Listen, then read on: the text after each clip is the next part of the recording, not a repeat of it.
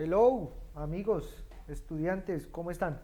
Bueno, chicos, entonces seguimos con la rama ejecutiva, ¿listo? Ya salimos de la legislativa, ya sabe qué funciones tiene, entonces vamos para la siguiente. Entonces miremos la rama ejecutiva, espero les coloco el puntero.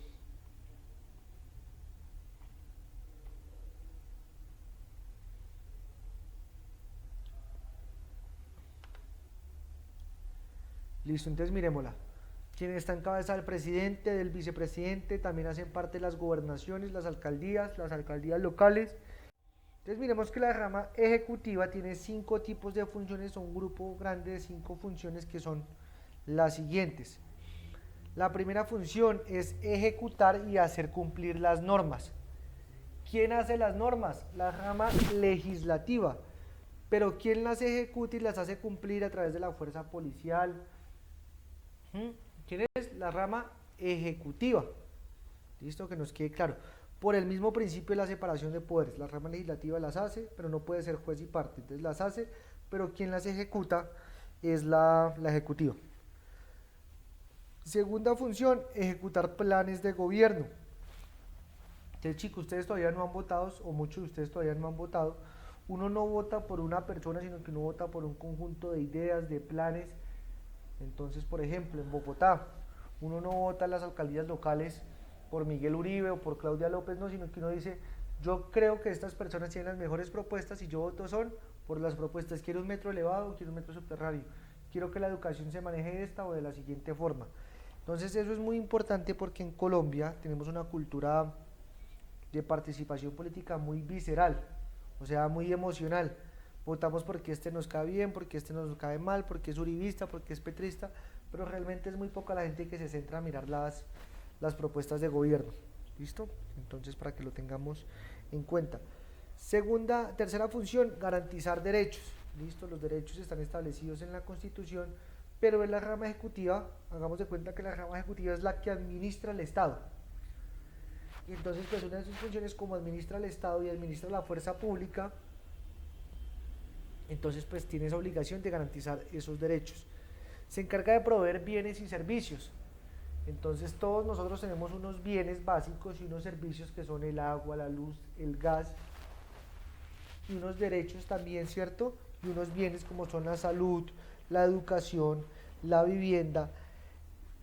Quien está en compromiso de ejecutar eso, pues ¿quién es?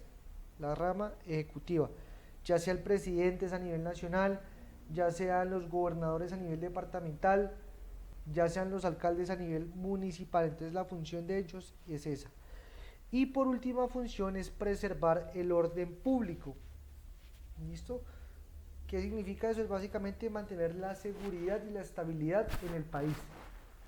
Entonces cuando hay una riña, una protesta, una delincuencia, pues quien se encarga de mediar esos problemas pues es la Policía Nacional, pero en cabeza de la rama ejecutiva. Entonces espero que más o menos nos vaya quedando claro. Y les coloco este inciso acá y es que Colombia es una república unitaria y descentralizada. ¿Por qué es unitaria o centralista? Porque nosotros solamente tenemos un conjunto de normas, un conjunto de leyes. A diferencia de Estados Unidos, por ejemplo, que Estados Unidos es federal. ¿Qué significa eso? Que en cada estado aplica un código diferente, un código penal, un código familiar, un código civil. Acá no solamente tenemos un gran como entramado de leyes. Por eso decimos que es centralista. Y decimos que es centralista, pero que al mismo tiempo es descentralizada. ¿Qué quiere decir esto? Que no todas las funciones las cumple el presidente, el gobernador o el alcalde, sino que para eso elige unos ministros, para eso elige unos superintendentes, porque esas personas son las que cumplen unas funciones más pequeñas y más específicas. Ya vamos a ir a darnos cuenta de eso. Listo, entonces que nos vaya quedando claro, las 5 funciones de la rama ejecutiva son esas que están dispuestas ahí, que se diferencian de las de la rama legislativa. ¿Se acuerdan que en legislativa teníamos legislar, ellos no legislan, elegir, ellos no eligen, sancionar, ellos no sancionan? ¿Listo? Entonces miremos cómo también van cambiando las funciones. Entonces tenemos que la cabeza de esa rama ejecutiva pues es el presidente de la República. Para este periodo presidencial tenemos al señor Iván Duque Márquez de 2018 a 2022. Y la Constitución nos dice en el artículo 189 que el presidente tiene unas funciones bastante específicas. Entonces ese artículo 189 tiene más o menos 28 numerales, 28 parágrafos de funciones, pero yo acá en 9 se las concreto y les digo cuáles son las más importantes. Primera función del presidente, nombrar a los ministros. ¿Listo? Los ministros no son un cargo de voto popular, es un cargo que es bastante específico, con unas funciones muy claras, pues que se encarga de administrar todas las necesidades de nosotros como colombianos, y el presidente pues elige su gabinete de acuerdo a su conveniencia y pues también con los que él mejor pueda trabajar. Puede que haya alguien muy bueno, pero pues si no puede trabajar con el presidente, seguramente no va a estar allá. Entonces los ministros son un cargo de libre nombramiento y remoción. ¿Eso qué quiere decir? Que los puede colocar y quitar cuando él quiera. Segunda función, dirigir las relaciones internacionales. Entonces es Colombia y es el presidente Iván Duque, y es a través de su canciller la persona que establece cómo se van a llevar las relaciones con otros países. Y esto aplica sobre todo en el ámbito comercial. Entonces si manejamos un tratado o no manejamos un tratado de libre comercio, ¿sí? Por ejemplo con el tema de Venezuela, si somos mucho más flexibles, mucho más cómodos, mucho más comprensivos, o si por el contrario pues se llevan unas relaciones mucho más tensionantes y mucho más hostiles. Pero pues eso depende de la lectura que tenga el presidente, de cómo debe manejar las cosas con cada país. Y es más o menos lo que uno hace con cada vecino. Uno sabe que este vecino es chismoso, este vecino sirve para colaborar, este no. Entonces de acuerdo a eso pues se manejan esos temas. Tercer punto, dirigir la fuerza pública. Entonces en el país tenemos 4 grandes cuerpos armados, que son la Fuerza Aérea, la Armada, el Ejército y la Policía. Cada institución de estas tiene un comandante en jefe, que es un general, un brigadier general, pero en este caso pues el presidente está por encima de todos ellos. O sea, el presidente es el jefe supremo de las 4 fuerzas. Entonces en el caso de que haya un ataque contra Colombia, pues es el presidente quien dirige las Fuerzas Armadas, ¿sí? O sea, el presidente está por encima de esos generales. Entonces un general no puede desobedecer una orden del presidente, porque estaría incumpliendo el sistema de jerarquías. Cuarto punto, proteger la soberanía. Entonces es como un apéndice del punto anterior. Quinto, iniciar y clausurar las sesiones del Congreso. Entonces, como nos dimos cuenta, las sesiones del Congreso empiezan el 20 de julio o el 16 de marzo. Entonces él es quien se encarga de iniciarlas, se encarga de acabarlas el último día, y se encarga, acuérdense, de firmar las leyes. Ya después de que las leyes se hayan discutido, es el presidente quien las firma. Entonces es un apéndice de este punto sexto, que es sancionar las leyes. 7, modificar la estructura de los ministerios. Él dice los ministros, no, es de los ministerios. ¿Qué pasa con los ministerios? Actualmente tenemos 17 ministerios. Con Juan Manuel Santos teníamos 16, con Uribe teníamos 14. Entonces un presidente cree que es pertinente ampliar o fusionar o eliminar un ministerio, porque lo único que está haciendo es un gasto de plata innecesario. ¿Listo? Entonces, por ejemplo, con Juan Manuel Santos teníamos el Ministerio de Cultura y Deporte metidos en uno. ¿Qué fue lo que hizo Iván Duque? Ministerio de Cultura en un lado, Ministerio de Deporte en otro. ¿Para qué? Para fomentar mucho más a los deportistas, para fomentar mucho más la cultura, para que sean mucho más específicos. Pero asimismo, ampliar un ministerio, ¿qué implica? Pues gastar más plata. ¿Listo? Reducir un ministerio, ¿qué implica? Se pierde, o sea, digamos que va a haber más plata, pero se pierde como la especificidad en los proyectos que se saquen y en las actividades que se hagan. Octavo punto, conferir grados a los miembros de la fuerza pública. Entonces ustedes saben que en el ejército y en todas las demás fuerzas pues están los capitanes, los tenientes, los subtenientes, los coroneles, los generales. Quien aprueba y pues hace esos ascensos es el presidente. Y el noveno punto, que es velar porque se recauden los impuestos en el país. O sea, el presidente a través del Ministerio del Interior pues tiene que hacer una propuesta y pues diseñar la forma en la que va a capturar los impuestos, ya sea de esta forma o de la otra. Listo. ¿Qué requisitos se necesita para ser presidente? Solamente tres. Ser mayor de 30 años, ser colombiano de nacimiento y ser ciudadano en ejercicio de funciones. ¿Qué quiere decir esto? Que no tener ningún tipo de condena política ni civil y pues ejercer en pleno de actividades. Eso es lo que nosotros podemos decir sobre el presidente. Esta parte es un poquitico difícil, es un poquitico complicada, pero pues es importante que la estudiemos. Hay algo que se llama los estados de excepción. Cuando algo es excepción o excepcional significa que aplica muy pocas veces en unas contadas ocasiones. Entonces, ¿qué es lo que pasa?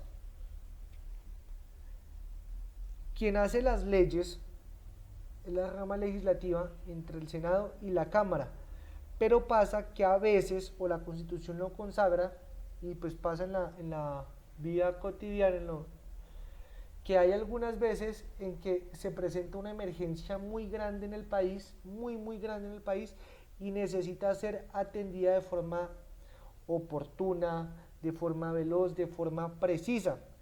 Entonces, ¿qué pasa ahí? Por ejemplo, un deslizamiento, o por ejemplo, hay una invasión al Estado colombiano.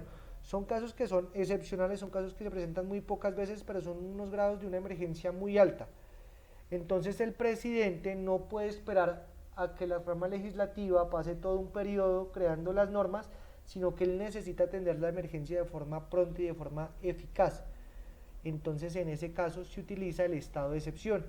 ¿Y qué es ese estado de excepción? Lo que nos dice ahí, unas facultades extraordinarias que tiene el presidente para poder legislar, es decir, para poder hacer normas.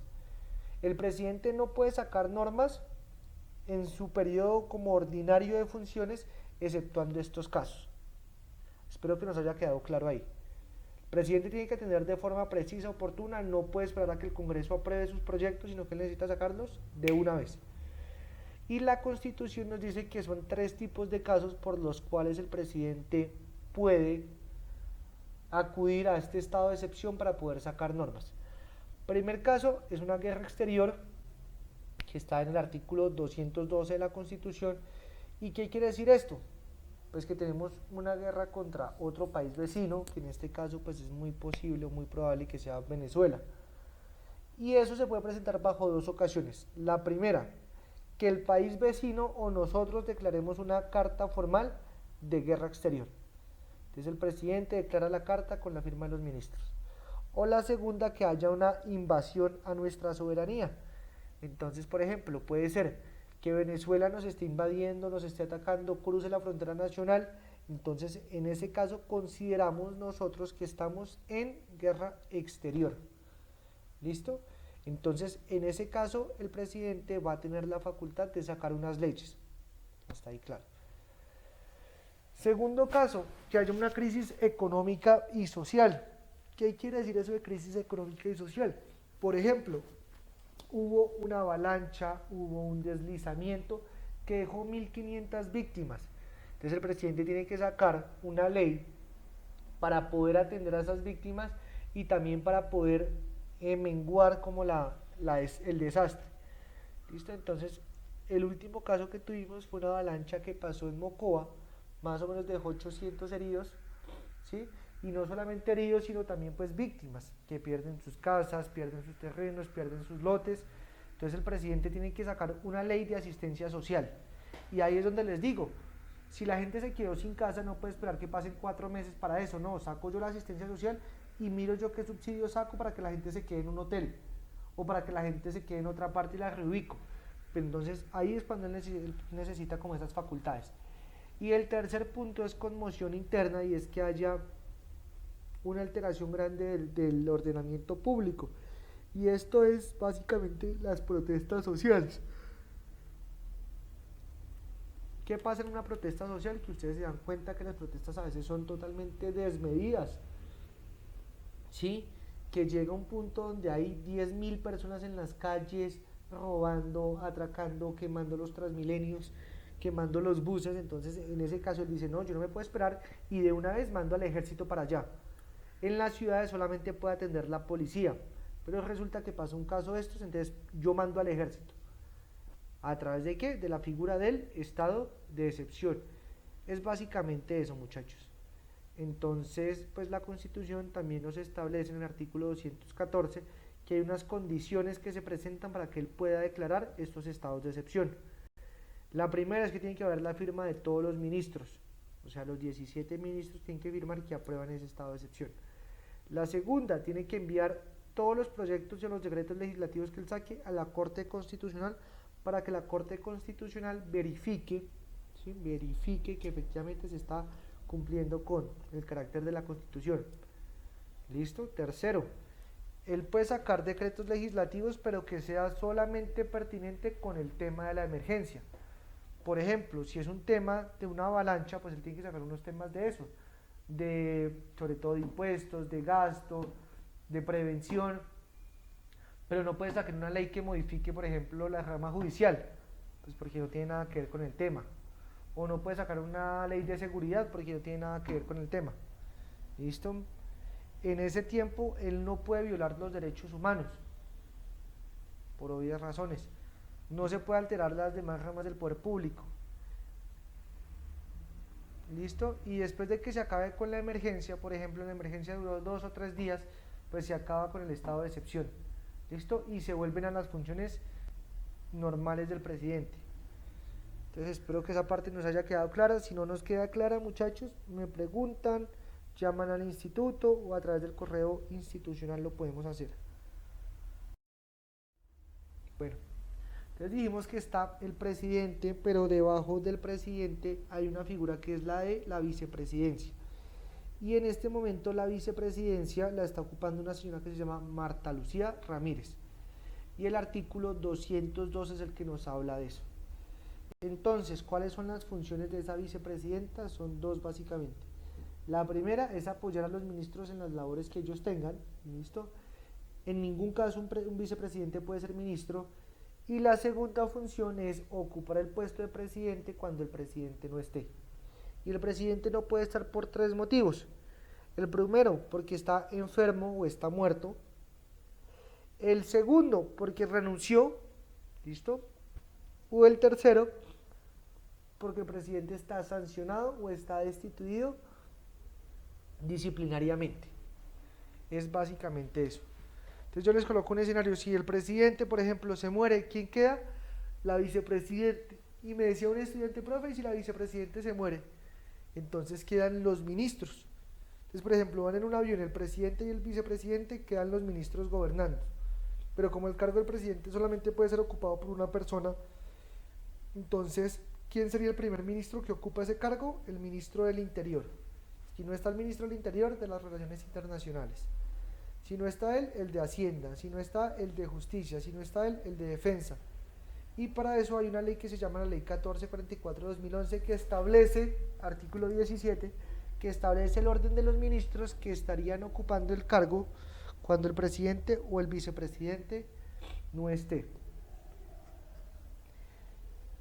Y entonces me preguntan, profe, ¿y si en un avión va el presidente, el vicepresidente y todos los ministros, quién queda? Quedaría entonces el presidente del Senado como presidente interino y tiene la obligación de convocar inmediatamente elecciones.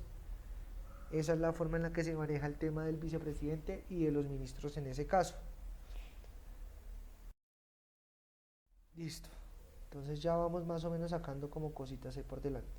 Entonces sabemos que la rama ejecutiva tiene unas funciones que están en cabeza del presidente, del vicepresidente, cómo funcionaría un caso cuando ellos no estén.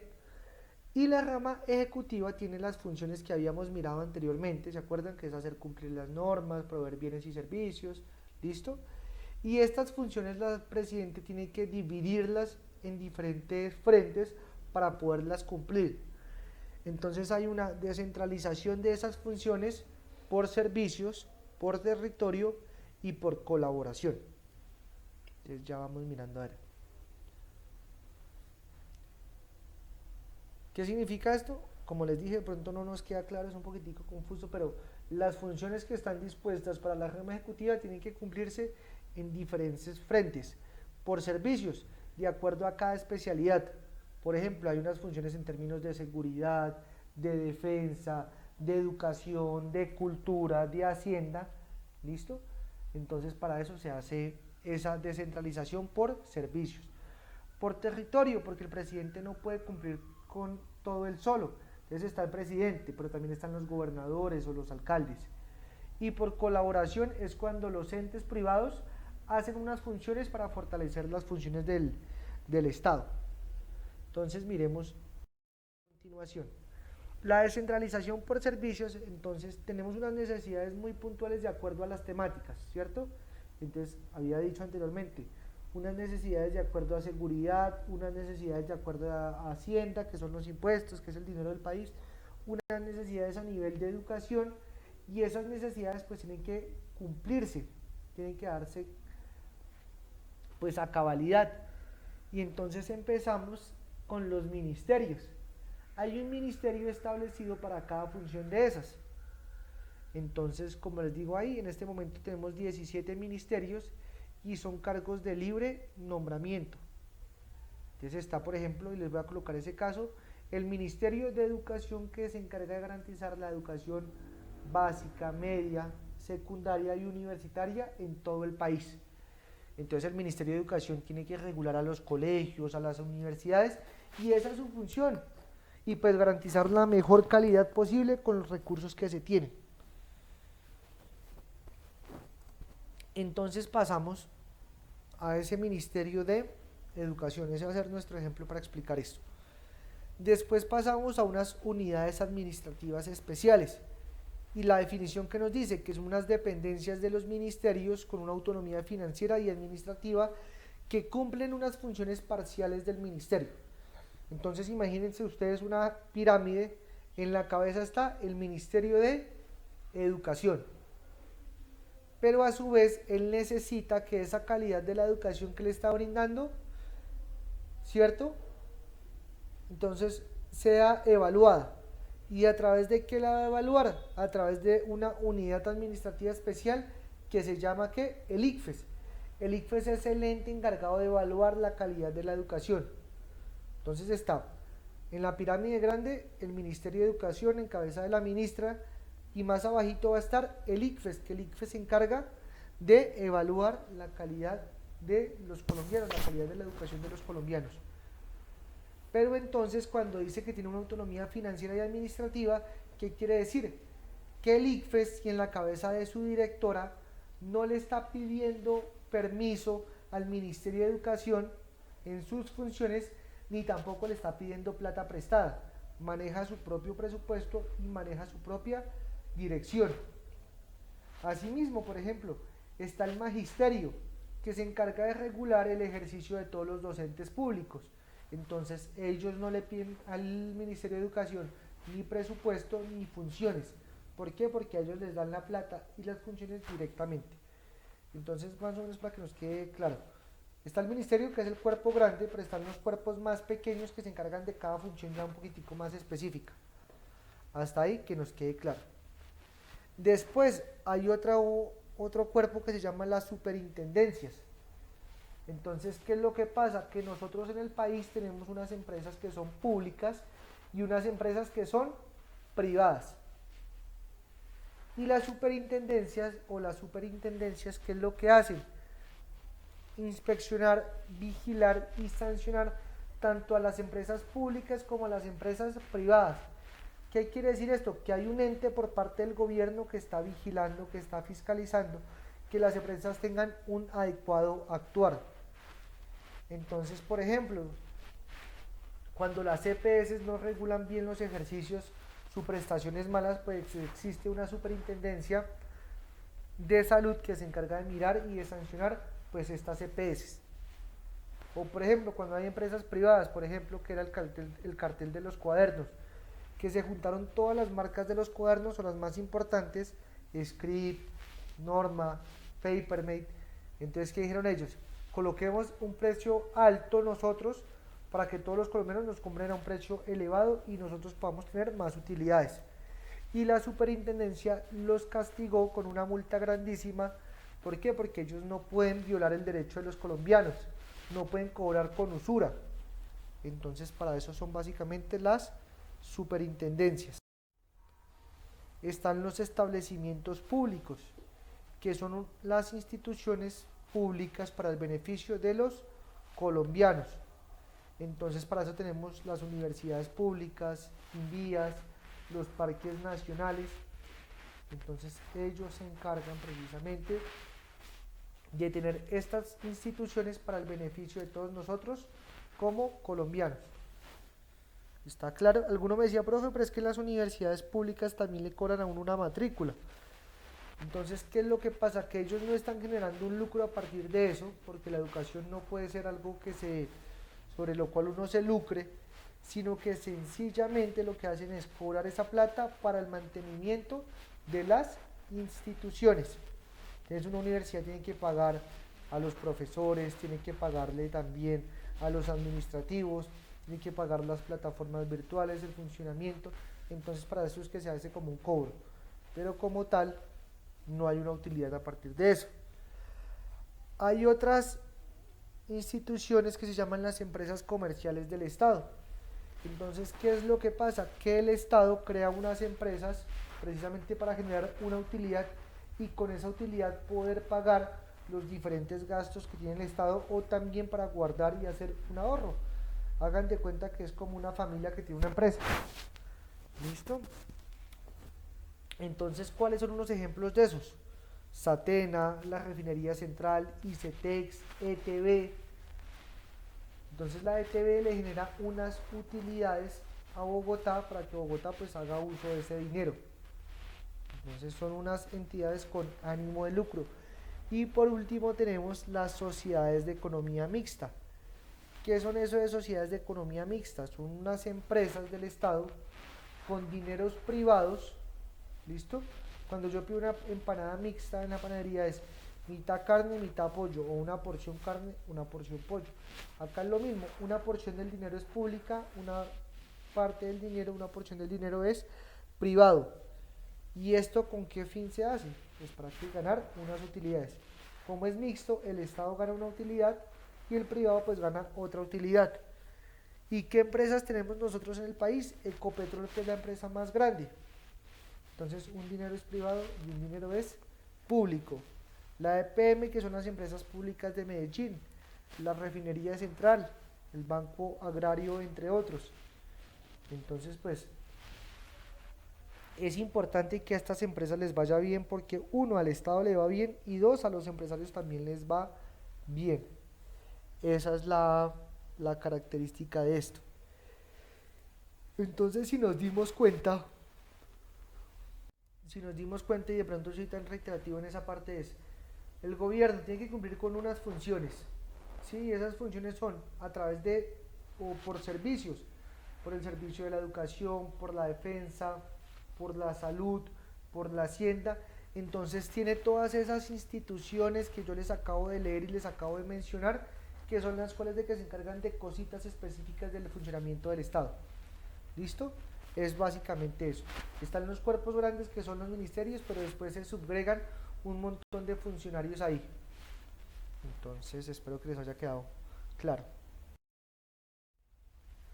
Después, la Constitución nos dice que el Estado cumple con esas funciones por servicios, pero también tiene la obligación de cumplir con esas funciones por territorios.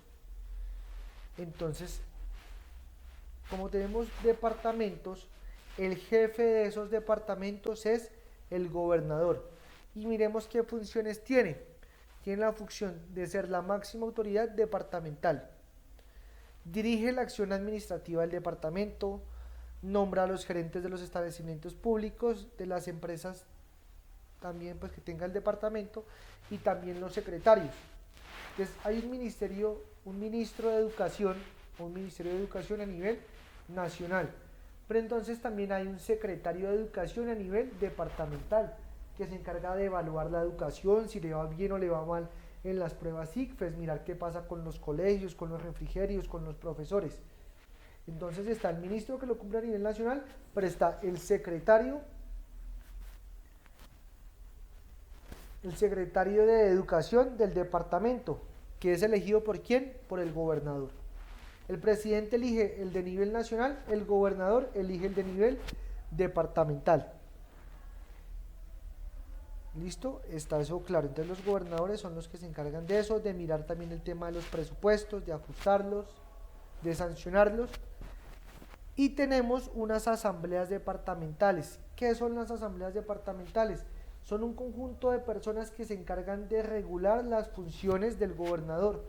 Es decir, el gobernador no puede sencillamente gastarse la plata como él quiera, sino que tiene que estar vigilado por unas asambleas.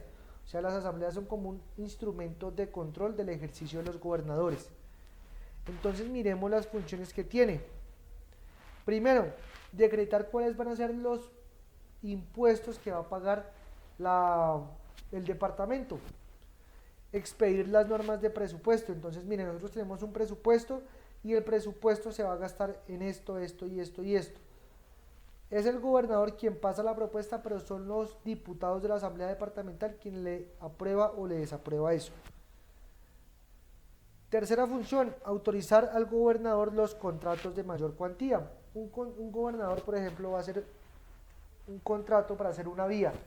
Es un contrato de 58.000 millones de pesos. Es un contrato que tiene mucho dinero, mucho valor, y él sencillamente no se lo puede otorgar a sus amigos. Tiene que tener una persona o un cuerpo colegiado, que es la asamblea, quien le está vigilando el manejo de esos contratos.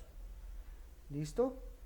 Y por último tiene una función, y es, si no está de acuerdo con ese secretario de Educación o de Salud que puso el gobernador, puede citarlo a funciones, pero al mismo tiempo también puede quitarlo del cargo si no están de acuerdo con eso.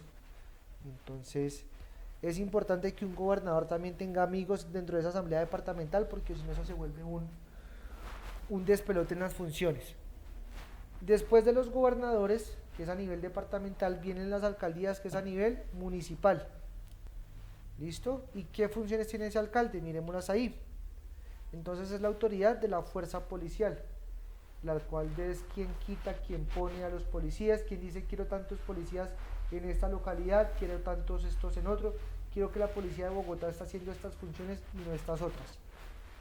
¿Listo?